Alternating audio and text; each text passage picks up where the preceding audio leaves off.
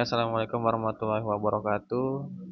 Di sini saya akan memaparkan materi mengenai tata kelola TI pada perusahaan e-commerce nomor.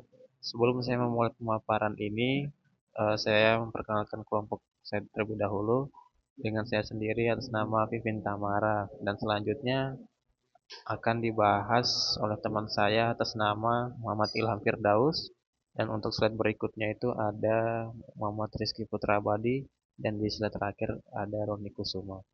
Nah, di sini saya mulai saja, yang dimana kami itu membuat tata kelola TI pada perusahaan e-commerce, memecah belah web pada perusahaan e-commerce. Nah, jadi di setiap perusahaan e-commerce itu kami bergerak di bidang jual beli online yang melayani ribuan transaksi setiap harinya. Dalam menjalankan kegiatan operasionalnya, perusahaan ini memanfaatkan teknologi informasi untuk pengelolaan produk.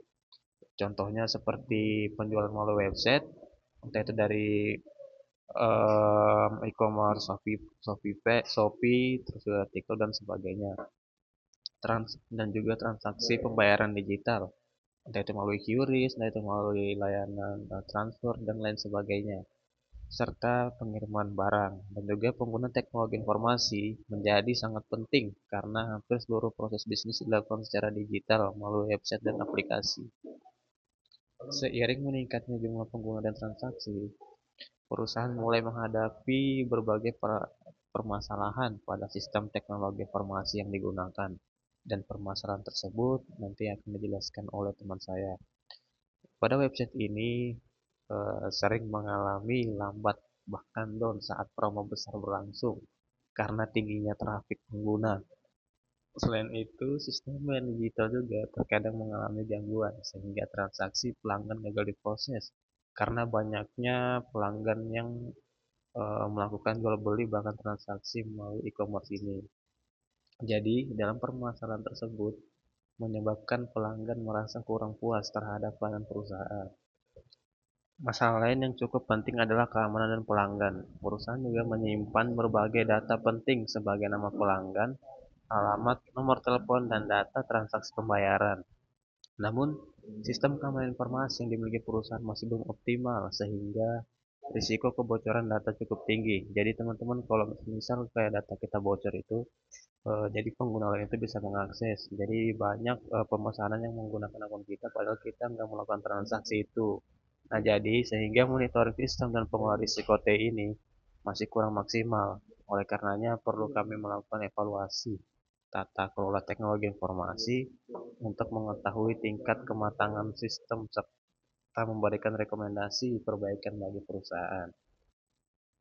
Ada pula permasalahan dalam berbagai permasalahan yang dihadapi perusahaan e-commerce kami ini, antara lain yang pertama, website sering lambat saat trafik pengguna meningkat, dan yang kedua, adanya risiko kebocoran data pelanggan masih cukup tinggi, dan yang ketiga, sistem pembayaran digital kadang mengalami error saat melakukan payment, dan yang keempat itu belum adanya standar tata kelola dan keamanan TI yang jelas.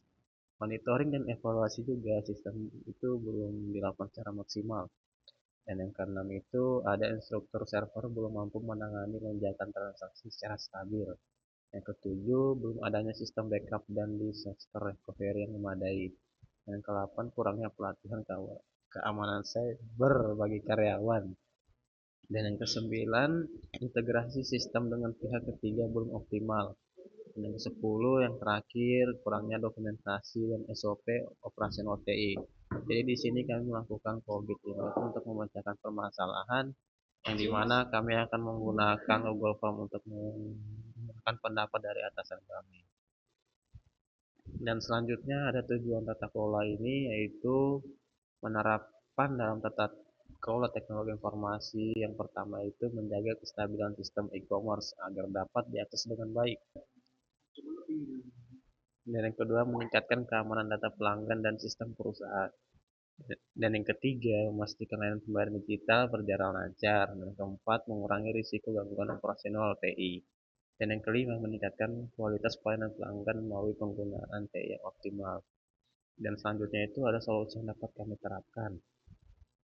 Yang pertama, menggunakan framework ISO atau IEC 27001 untuk meningkatkan keamanan informasi perusahaan. Dan yang kedua, meningkatkan kapasitas server cloud dan kualitas jaringan internet.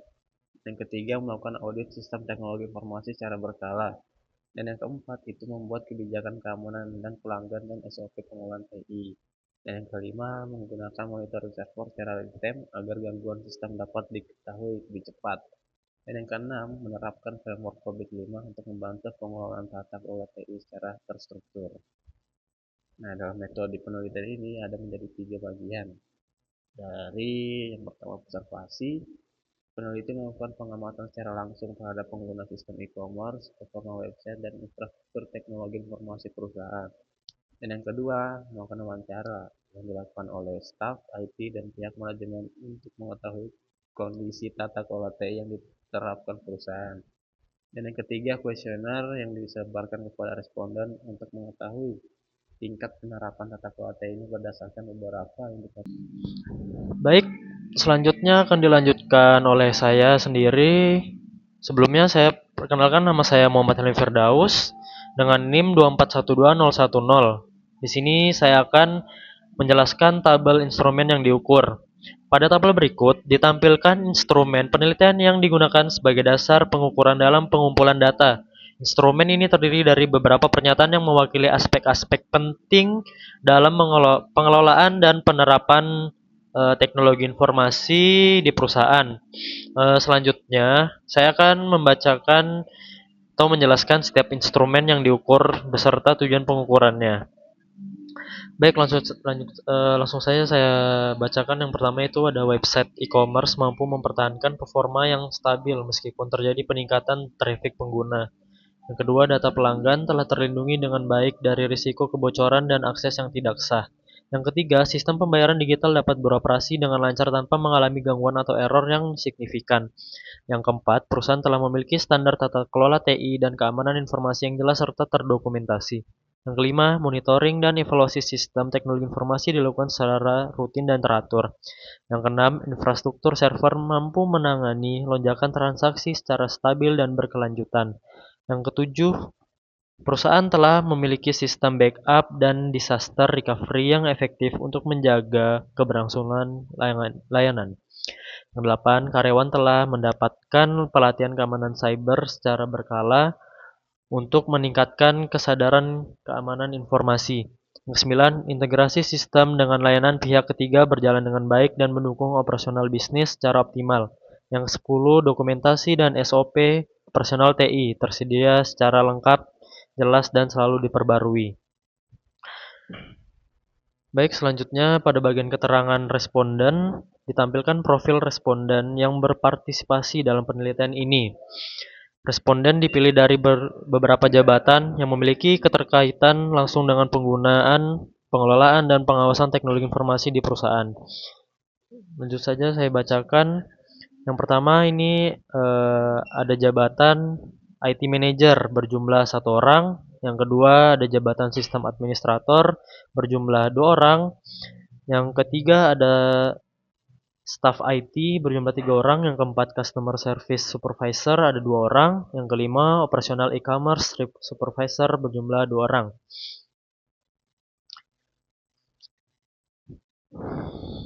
Selanjutnya pada skala Likert, setiap jawaban diberikan nilai atau skor tertentu, mulai dari tingkat persetujuan terendah hingga tertinggi. Semakin tinggi skor yang diberikan, maka semakin tinggi tingkat kesesuaian atau persetujuan responden terhadap pernyataan yang diajukan. Hasil penelitian tersebut kemudian diolah dan dianalisis untuk mengetahui kondisi serta tingkat pencapaian pada setiap aspek yang diteliti. Lanjut saya bacakan untuk skor yang pertama ini ada sangat sangat tidak setuju, jumlah tidak setuju ada 2, jumlah cukup setuju ada 4, maaf, cukup setuju ada 3, setuju ada 4, dan terakhir sangat setuju ada 5. Baik, sekian dari saya, terima kasih. Dilanjutkan oleh teman saya. Oke, selanjutnya ada materi tentang domain atau proses COBIT 5. COBIT 5 itu membagi pengelolaan TI ke dalam domain-domain tertentu. Berikut ada 10 poin penerapannya. Yang pertama itu ada website e-commerce mampu mempertahankan performa yang stabil meskipun terjadi peningkatan trafik pengguna. Domain cobetnya adalah BA104 Manage Availability and Capacity. Terus yang kedua ada data pelanggan telah terlindungi dengan baik dari resiko kebocoran dan akses yang tidak sah. Itu domain cobitnya ada di APO13 Manage Security. Terus yang ketiga ada sistem pembayaran digital dapat beroperasi dengan lancar tanpa mengalami gangguan atau error yang signifikan. Domain cobitnya ada DSS01 Manage Operation. Terus yang keempat ada perusahaan telah memiliki standar tata kelola TI dan keamanan informasi yang jelas serta terdokumentasi. Domain cobitnya EDM01 Ensure Governance Framework Setting and Maintenance. Terus yang kelima ada monitoring dan evaluasi sistem. Teknologi informasi dilakukan secara rutin dan terukur. Domain cobitnya yaitu MEA01 Manage Performance Conformance Monitoring. Yang keenam ada infrastruktur server mampu menangani lonjakan transaksi secara stabil dan berkelanjutan. Domain cobitnya di BAI04 Manage Availability and Capacity. Terus yang ketujuh ada perusahaan telah memiliki sistem backup dan disaster recovery yang efektif untuk menjaga keberlangsungan layanan. Domain cobitnya DSS04 Manage Continuity. Terus yang ke-8 ada karyawan telah mendapatkan pelatihan keamanan cyber secara berkala untuk meningkatkan kesadaran keamanan informasi. Domain cobitnya APO07 Manage Human Resource. Yang ke-9 integrasi sistem dengan layanan pihak ketiga berjalan dengan baik dan mendukung operasional bisnis secara optimal. Domain cobitnya BAI03 Manage Solution Identification and Builds. Terus yang ke-10 ada dokumentasi dan SOP operasional TI tersedia secara lengkap, jelas, dan selalu diupdate atau diperbarui. Domain cobitnya adalah APO01 Manage INT Manage Framework. Jadi kesimpulannya penerapan domain cobit 5 ini membantu perusahaan mengelola TI secara terstruktur, meningkatkan keamanan data, menjaga kestabilan layanan, serta mendukung pencapaian tujuan bisnis. Sekian penjelasan dari saya. Mungkin bisa dilanjut dengan teman saya. Baik, di sini saya akan menjelaskan tentang interpretasi maturity setiap domain. Di sini ada ED N01 Ensure Governance Framework Setting and Maintenance. Nilainya 3,10. Perusahaan telah memiliki kerangka tata kelola TI yang terdokumentasi dan diterapkan secara konsisten. Namun, evaluasi dan penyempurnaan kebijakan masih perlu ditingkatkan. Kemudian ada AP O01 Manage Identity Management Framework. Nilainya 3,50.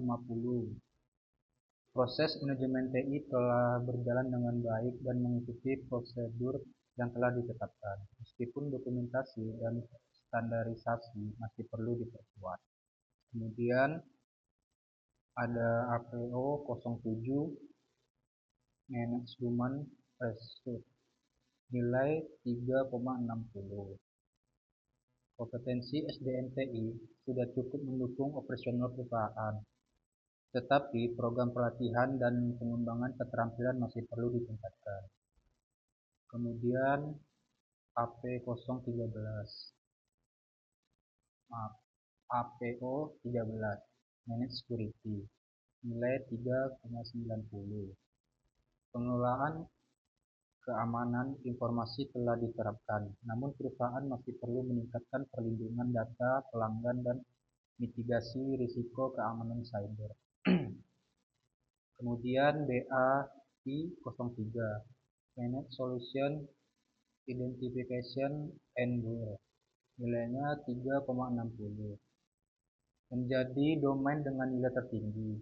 Hal ini menunjukkan bahwa pengembangan dan integrasi sistem sudah berjalan dengan baik serta mendukung kebutuhan bisnis. Lalu BAI 04 Manage Availability and Capacity, nilai 3,50. Ketersediaan dan kapasitas sistem sudah cukup baik dalam mendukung operasional, namun masih perlu peningkatan untuk mengantisipasi lonjakan transaksi yang lebih besar. Kemudian ada DSS 01 Manage Operation, nilai 3,80. Operasional sistem berjalan secara konsisten dan mampu mendukung proses bisnis perusahaan dengan baik.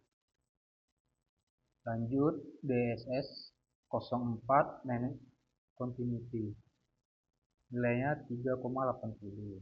Perusahaan telah memiliki upaya menjaga keberlangsungan layanan, namun sistem backup dan disaster recovery masih perlu diperkuat.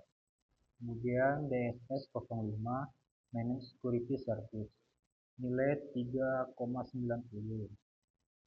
Pengelolaan hak akses dan layanan keamanan sistem telah diterapkan, tapi masih memerlukan peningkatan pengawasan dan kontrol keamanan.